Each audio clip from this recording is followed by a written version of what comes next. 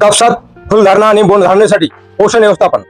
नमस्कार शेतकरी बांधवांनो, कापसाच्या झाडाला भरपूर फुले आली पण काही दिवसांनी फुले गळून पडली किंवा फुले तर भरपूर आहेत पण बोंडे कमी लागत आहेत. लहान बोंडे लागल्यानंतर ती गळून पडत आहेत. मग फक्त औषधाची फवारणी करून उपयोग होणार नाही, कारण कापसाच्या या अवस्थेत झाडाला फक्त नत्राची गरज नसते, तर फुलधारणा आणि बोंड धारणेसाठी झाडाला संतुलित अन्नद्रव्य व्यवस्थापन आवश्यक असते. आणि आजच्या या व्हिडिओमध्ये आपण पाहणार आहोत कापसाच्या फुलधारणेच्या वेळी कोणत्या अन्नद्रव्याची गरज असते. बोंड धारणा चांगली होण्याची जे गरज आहे ती म्हणजे पोटॅशियमची भूमिका काय आहे, नत्र जास्त दिल्यास नेमकं काय नुकसान होऊ शकते, तसंच सूक्ष्म अन्नद्रव्यामध्ये बोरॉन आणि झिंकचे महत्व काय, आणि सर्वात महत्वाचे म्हणजे खत व्यवस्थापन करताना शेतकऱ्यांनी कोणत्या चुका टाळाव्यात. त्यामुळे व्हिडिओ शेवटपर्यंत नक्की पहा, कारण शेवटी मी तुम्हाला फुलधारणा आणि बोंड धारण्याच्या काळात लक्षात ठेवायच्या 5 महत्वाच्या गोष्टी सांगणार आहे. त्यामुळे व्हिडिओ शेवटपर्यंत नक्की पहा. आता पाहूया भाग 1, फुलधारणा आणि बोंड धारणा ही अवस्था इतकी महत्वाची का.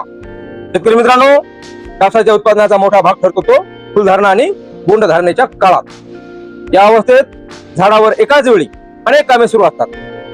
नवीन पाने तयार होतात, फुले तयार होतात, बोंडे तयार होतात आणि झाडाला उपलब्ध अन्नद्रव्याचा योग्य वापर करता येतो. त्यासाठी याच काळात जर झाडाला योग्य पोषण मिळाले नाही तर फुलगळ वाढू शकते, तसंच लहान बोंडाची गळ होऊ शकते, झाडाची वाढ असंतुलित होऊ शकते, बोंडाचा विकास कमी होऊ शकतो. म्हणूनच या अवस्थेत फक्त एकच खत किंवा एकच अन्नद्रव्य वाढवणे योग्य नाही. कापसामध्ये संतुलित खत व्यवस्थापन आणि माती परीक्षणावर आधारित अन्नद्रव्य व्यवस्थापनाला प्राधान्य देणे अधिक योग्य आहे. CIRCOT नेहमी अलीकडील शेतकरी मार्गदर्शनामध्ये soil test base and balance fertiliser management या विषयावर जास्त भर दिला आहे. आता आपण भाग 2 पाहूया, नत्राची भूमिका काय. सर्वात आधी बोलूया नत्राबद्दल. नत्रामुळे झाडाची पाने, फांद्या आणि एकूण वाढ चांगली होण्यास मदत होते. पण इथे एक महत्वाची गोष्ट लक्षात ठेवा, जास्त नत्र म्हणजे जास्त उत्पादन असे अजिबात नाही.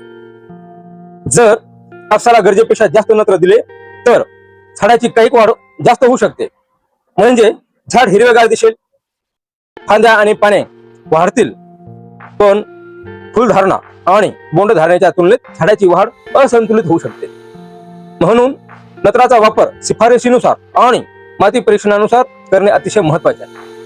ICARच्या कापूस मार्गदर्शनानुसार नत्राचा काही भाग सुरुवातीला आणि उर्वरित नत्र वाढीच्या पुढील अवस्थेमध्ये त्यात स्पेअरिंग आणि फ्लोर अवस्थेत समावेश करून विभागून देण्याची पद्धत वापरली जाते. म्हणून शेतकरी मित्रांनो, नत्र द्यायचे पण अति नत्र टाळायचे. आता पाहूया भाग 3, फुलधारणा आणि बोंड धारण्यासाठी पोटॅशियम का महत्वाचे. आता येऊया एका अतिशय महत्वाच्या अन्नद्रव्याकडे, पोटॅशियम अर्थात पालाश, ज्याला आपण म्युरेट ऑफ पोटॅश म्हणतो. कापसाच्या उत्पादनामध्ये पोटॅशियमची भूमिका खूप महत्वाची आहे. पोटॅशियम झाडाच्या अनेक शारीरिक प्रक्रियामध्ये सहभागी असते आणि पाण्याचा वापर, अन्नद्रव्याचे वहन आणि झाडाची एकूण कार्यक्षमता यामध्ये त्यांची महत्वाची भूमिका असते.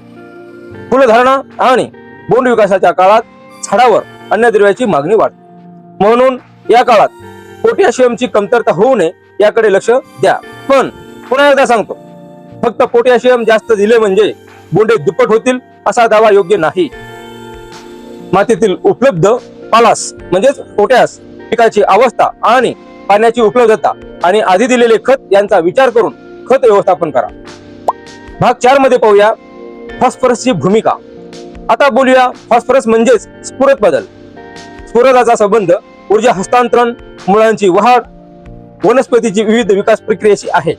म्हणून फुलधारणा सुरू झाल्यानंतर अचानक भरपूर फॉस्फरस देण्यापेक्षा हंगामाच्या सुरुवातीपासूनच पिकाला आवश्यक स्फुरद मिळाला आहे का ते पाहणे अतिशय महत्वाचे आहे. आधी दिलेल्या खताचे प्रमाण, माती परीक्षण आणि शिफारस यानुसार पुढील खत व्यवस्थापन करा. आता पाहूया भाग 5, बोरॉन आणि झिंक कडे दुर्लक्ष करू नका. आता येतो एक महत्वाचा भाग, तो म्हणजे सूक्ष्म अन्नद्रव्ये. शेतकरी अनेकदा NPK म्हणजे नत्रस्फुरद बालासकडे लक्ष देतात, पण काही परिस्थितीमध्ये झिंक, बोरॉन, लोह, मॅग्नेशियम आणि इतर सूक्ष्म अन्नद्रव्ये याची कमतरता देखील पिकाच्या वाढीवर परिणाम करू शकते. विशेषतः बोरांच्या कमतरतेकडे दुर्लक्ष करू नका. पण इथे एक मोठी चूक शेतकरी करतात. बोरॉन चांगले आहे म्हणजे जास्त प्रमाणात फवारले तर आणखी चांगले, असे अजिबात नाही. सूक्ष्म अन्नद्रव्ये अतिशय कमी प्रमाणात लागतात आणि जास्त प्रमाणात वापरल्यास पिकाला नुकसान होऊ शकते. म्हणून बोरॉन किंवा झिंकची फवारणी करताना पिकाची अवस्था, कमतरतेची लक्षणे, माती किंवा पाण्याचे परीक्षण, स्थानिक कृषी तज्ञाची शिफारस आणि उत्पादनाच्या लेबलवरील मात्रा यांचा आधार घ्यायलाच पाहिजे. आता पाहूया भाग 6. खत दिले तरी पाणी नसेल तर. शेतकरी मित्रांनो, आपण किती चांगले खत दिले पण जमिनीत योग्य ओलावा नसेल तर अन्नद्रव्याचा वापर व्यवस्थित होणार नाही. फुलधारणा आणि बोंड धारणेच्या काळात पाण्याचा ताण आला तर पिकावर परिणाम होऊ शकतो. त्यामुळे पाऊस खंडित झाला असेल किंवा जमिनीत ओलावा कमी झाला असेल, तसंच पीक फुलोऱ्यात असेल तर उपलब्ध पाण्याच्या परिस्थितीनुसार योग्य सिंचनाचे नियोजन करा. पण दुसरीकडे अति पाणी आणि पाणी साचणे देखील टाळा. कापसासाठी संतुलित पोषणा इतकेच योग्य पाणी व्यवस्थापन महत्वाचे आहे. आता पाहूया भाग 7. फुलधारणेच्या काळात या चुका करू नका. आता खूप महत्वाचा भाग आहे, कारण कापसात फुलधारणा आणि बोंड धारणेच्या काळात शेतकरी या चुका करू शकतात. त्यामुळे कोणत्या चुका टाळायला पाहिजे? तर चूक नंबर 1, फक्त युरियावर भर देणे. झाड हिरवे दिसतो म्हणून वारंवार नत्र देणे टाळा. चूक नंबर 2, माती परीक्षण न करता अंदाजाने सूक्ष्म अन्नद्रव्ये देणे. प्रत्येक शेताची परिस्थिती ही वेगवेगळी असते, म्हणून शक्य असल्यास माती परीक्षणावर आधारित निर्णय घ्या. चूक नंबर 3, एकाच टँक मध्ये अनेक उत्पादने मिसळणे, जसे की खत अधिक सूक्ष्म अन्नद्रव्ये अधिक कीटकनाशके अधिक बुरशीनाशके असे सगळे एकत्र करून फवारणी करण्यात टाळा. प्रत्येक उत्पादनाच्या लेबलवरील म्हणजेच कॉम्पॅटेबिलिटी आणि वापराच्या सूचना तपासा. चूक नंबर 4, फुलगळ म्हणजे फक्त खताची कमतरता समजणे. फुलगळ होण्यामागे फक्त पोषणच कारणीभूत नसते.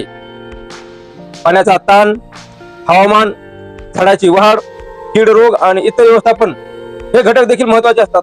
म्हणून कारण शोधून उपाय करा. चूक नंबर 5, जास्त खत म्हणजे जास्त उत्पादन असा गैरसमज लक्षात ठेवा. कापसाला जास्त खत नको, योग्य संतुलित पोषण हवे.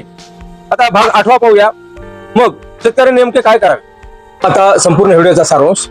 कापसाच्या फुलधारणा आणि बोंड धारणेच्या काळात नंबर 1, नत्र गरजेनुसार आणि शिफारसीनुसार द्या.